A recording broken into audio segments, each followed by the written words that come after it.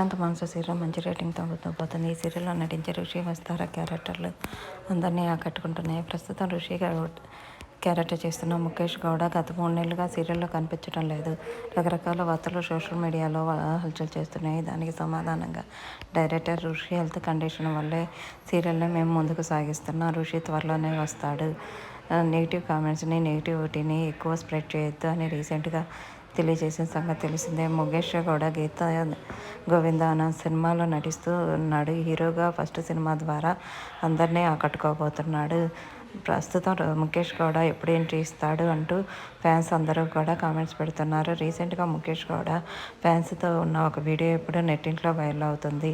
టెంపుల్లో ముఖేష్ గౌడతో ఉన్న fans videos తీసుకుంటున్న వీడియోస్ని ముఖేష్ గౌడ తన సోషల్ మీడియా ద్వారా షేర్ చేస్తూ నేను ఈ స్టేజీలో ఉండటానికి ఫ్యాన్సే కారణం, థ్యాంక్ యూ అంటూ కామెంట్స్ పెట్టాడు. అవి వైరల్